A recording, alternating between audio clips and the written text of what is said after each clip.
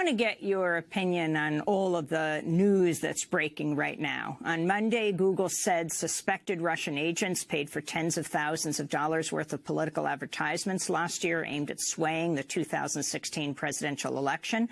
Managers at Microsoft said Monday they, too, were investigating whether Russian operatives paid for inappropriate pro-Trump ads on its Bing search engine and other platforms.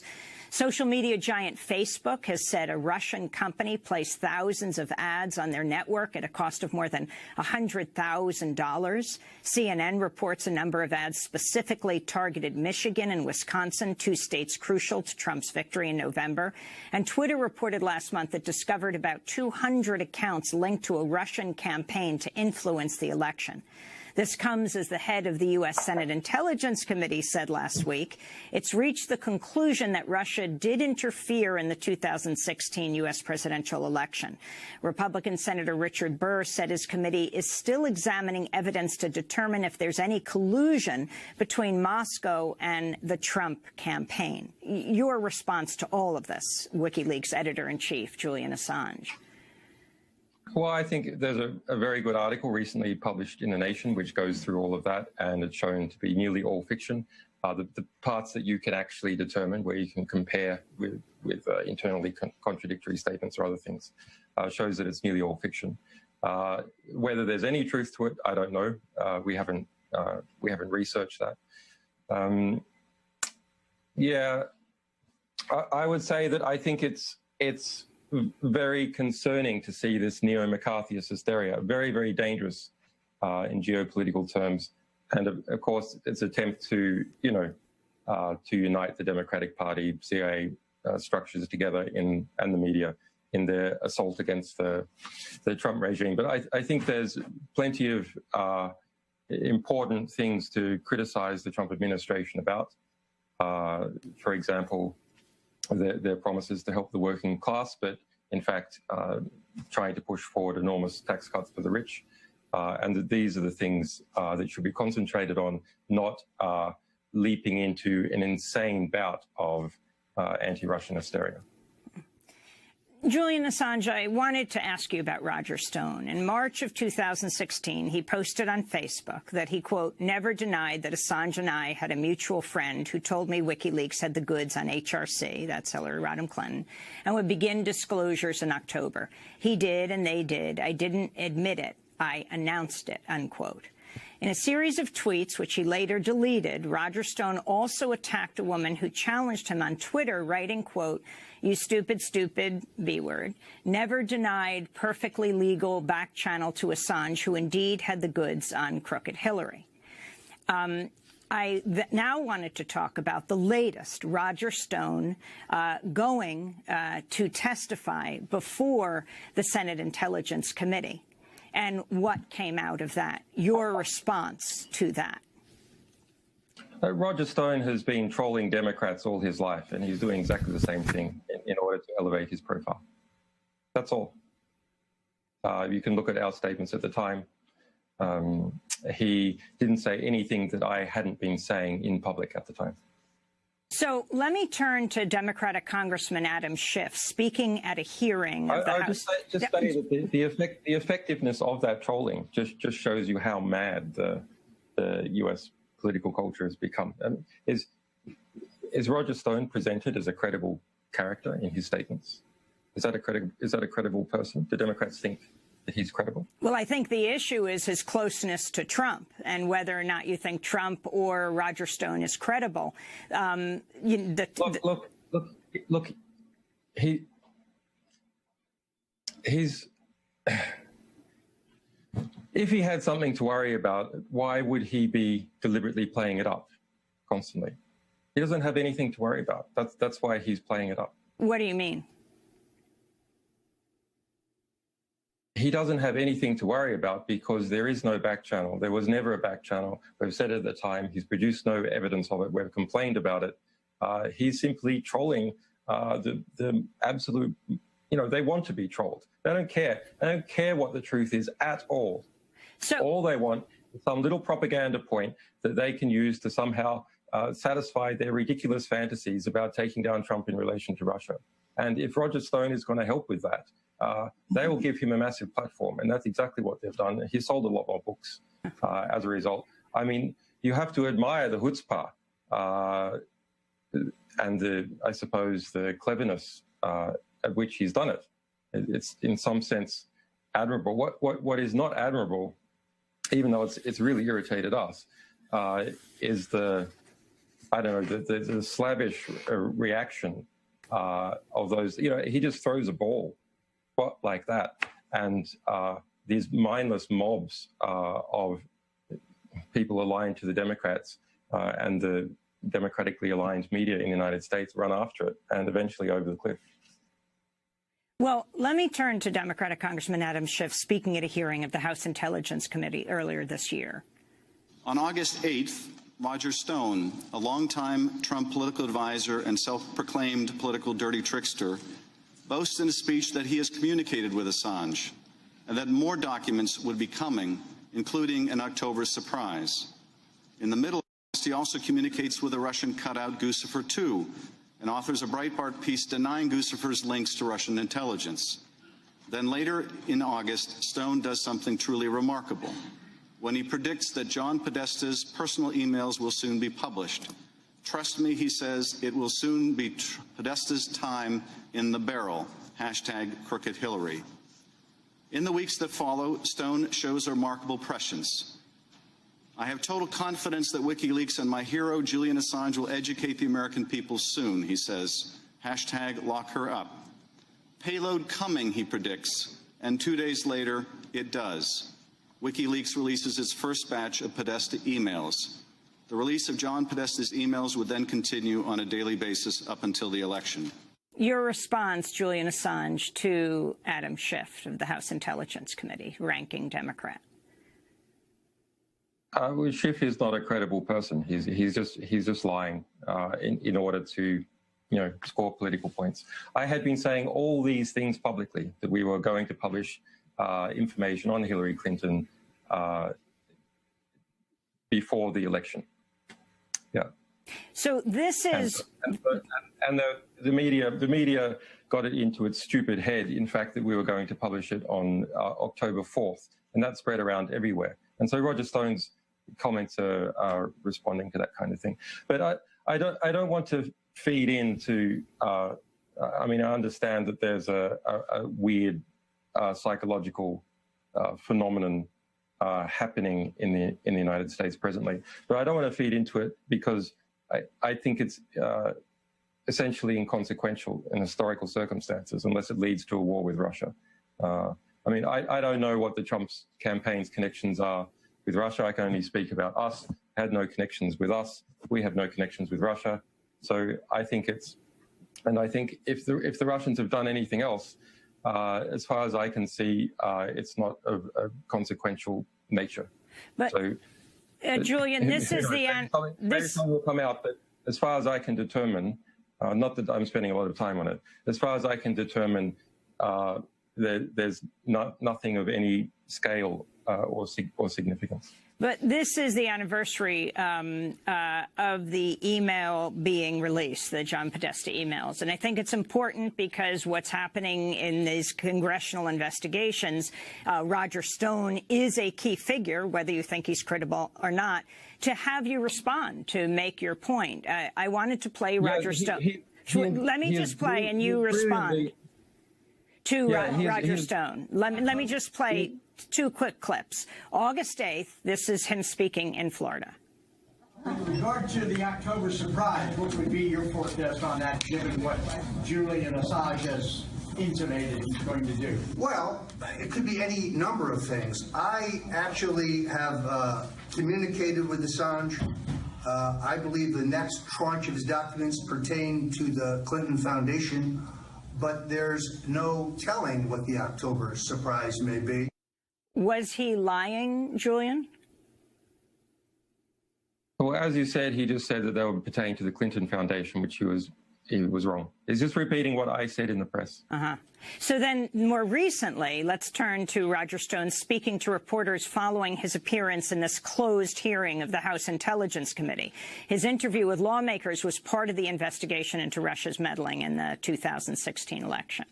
I made the case that the accusation that I knew about John Podesta's email hack in advance was false, that I knew about the content and source of the WikiLeaks disclosures regarding Hillary Clinton was false, and that my exchange with someone claiming to be Goosefer 2.0, when viewed through the context, content, and timing, was benign and innocuous. Stone also told reporters he declined to name his WikiLeaks intermediary during the interview. The reason I am not submitting that name is because the intermediary is a journalist, and our conversation was off the record. I'm an opinion journalist. He's a journalist. I'm not going to burn somebody who I spoke to. If he releases me, if he allows me to release it, I would be happy to give it to the committee. I'm actually going to try to do that. Now, that, of course, Roger Stone isn't a journalist, but what is your response to what he's saying right here, that there was an intermediary between you and him who is a journalist? The United States political culture has gone mad. Roger Stone is trolling epically the Democratic political class in order to elevate his profile. And it's sad to see that Democracy Now! Is buying into it. Presenting the News is not buying into it. Presenting the News is having you respond to what he's saying because you are the center of this in this particular case, and it's important to hear your voice. Look, Amy, I'm getting annoyed. There is a historic event occurring this afternoon involving Catalonia that could well change the nature of Europe, what forms of repression are acceptable within the Western world, and what moves populations can take in order to resist repression and come together to secure their self-determination. This has been the greatest Gandhian project that has occurred. Millions of Catalonians turning out to vote in the street, being beaten aggressively by Spanish security forces, being hacked by Spanish security forces, having their telephone exchange occupied, having their political leadership arrested, being threatened, as we saw today, with rebellion and put in prison for a minimum of 25 years. That is going to spread throughout the Western world. The lessons of this are going to spread throughout the Western world to, yes, to secessionist movements, but also to the states trying to repress them and to repress people's struggles for self-determination in general. The discipline with which the Catalan population have carried out their referendum is astounding.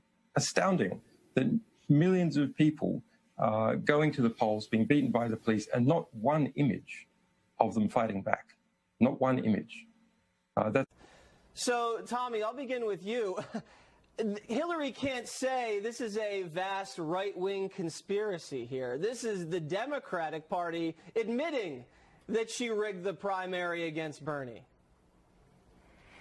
You know what's sad? All this effort, all this work into rigging it, and she still lost. When we think about it, it's actually quite pathetic. It really is. I mean, she's just incompetent. And, you know, and my point is, if she could rig a primary against Bernie, why wouldn't she try to rig the general against Donald Trump? You know, that's the question that still remains to be answered. But are we really shocked by any of this? No. I mean, I wonder what the Democrats are thinking. Are they really in shock and awe after what Donna Brazile revealed? I mean, come on, let's be honest. Yeah, and here, I can weigh in on this and tell you that, no, we're not. And 2 years ago, when this was happening, people like me, people like the guy I was working for, Martin O'Malley, we were ringing alarm bells about this. Oh, wait a second. She not only rigged the primary against Bernie, she rigged it against Martin O'Malley. He would have won the nomination, maybe. Well, I'm not going to use the term rigged, but there's no question they acted inappropriately and put a thumb on the scale. So yes. I'm not going to defend their conduct there. But, hey, man, Jesse, Tommy, where were you guys when they were doing this back then? Because it was public knowledge. People like me were out there expressing outrage. And well, we didn't know about this until the WikiLeaks emails revealed it. And then what happened was Debbie Wasserman Schultz had to step down on the eve of her own convention. No, this was reported in 2015. We were screaming from the rooftops, and you were nowhere to be found. I would have loved to have had your help. Well, scream a little louder, Liz. Let me ask you guys this. Is this basically the Democratic Party saying, Hillary, go back into the woods, take your Chardonnay, we're done with you? Go ahead, Tommy. I would say absolutely so. I think they're really trying to get rid of her, and I think that they're trying to kind of bring the anger out of these Bernie bros. And again, where's Bernie Sanders in all this? I said it last night on Twitter. If Bernie has any grit at all, he will tear the DNC a new one. He will be vocal, and all these supporters that he had will come out en masse, and they will denounce the DNC, and something will change. But he's been rather quiet about the whole thing. Yeah, why haven't we heard from Bernie, Liz? Because, look, we are moving on. Everyone agrees that the DNC acted inappropriately in 2016. That's why we elected a new leader there. And the new leader, Tom Perez, when he was running for DNC chair, said that the 2016 process was flawed, and he's going to stop it from being repeated again. And let me just say one thing. I mean, you guys are so obsessed with Hillary Clinton, and it's like, move on. Wait a second. The Democratic Party has moved on, and you guys haven't. And wait a second. I didn't break the news that she rigged the primary. Donna Brazile, a Democrat, wrote a book about it. That's why we're covering it. I mean, I feel like every day it's Hillary, Hillary, Hillary. And do you remember that guy, Hiro Onada? He was in the Japanese Imperial Army, and 30 years after World War II ended, they found him in the wilds of the Philippines, still fighting the war because no one told him it was over. Sometimes I feel like no one ever told you that the election is over. I that feel Donald like Trump no one ever told Hillary the election's over because she still continues to fight. Tommy? Oh, my goodness. There's just so many places I could go with that. We're obsessed with Hillary because Hillary is obsessed with Hillary. Furthermore, there are still people protesting the election. It's been almost a year now. So I think that we've accepted it. I'm wondering when the other side of the aisle is going to accept it, because every day, day in and day out, that's all we hear. So I think that's a little bit of the pot calling the kettle black, don't you think? All right, well, listen, let's just accept the results of the election and that Donald J. Trump is the President of the United States. Now, let's move on. I want to show you guys an ad, despicable ad, by the Latino Victory Fund. Now, they are aligned with the Democrat running for governor, Northam, who's running against Ed Gillespie. This is an actual ad that was released on television. Go.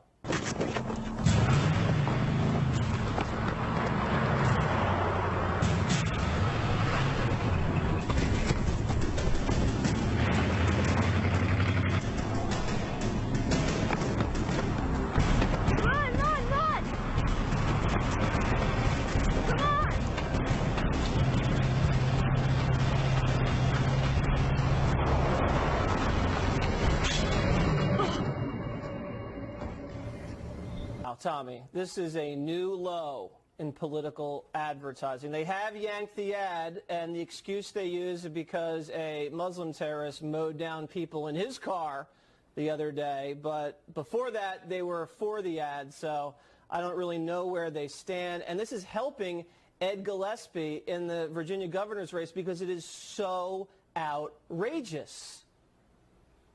Well, it's disgusting. Really, who wants to watch that? Not only is it disgusting, it's misguided. And I'd like to hear what the Democrats have to say about this, if they support it, if they really think that this is what Republicans are trying to do, is mow down minority children. I don't think that's ever been a part of our platform. Do we want to keep out illegal immigrants? Of course we do, but we're not going to mow them down in pickup trucks. Come on.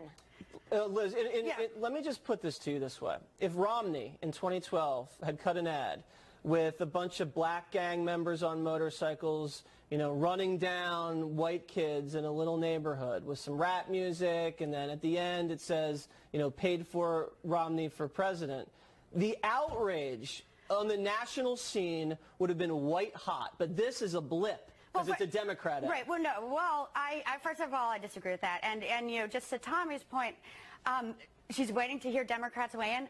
Democrats have already weighed in. I have not spoken to a single Democrat who has defended this ad. Ralph Northam didn't run this ad. It was an outside group, and he has said that he thought the ad was off, you know, off in terms of its tone and everything. When they were first asked about the ad, his campaign spokesman said she supported it. And let me say this. I thought the ad was offensive. I was not an ad that I would support.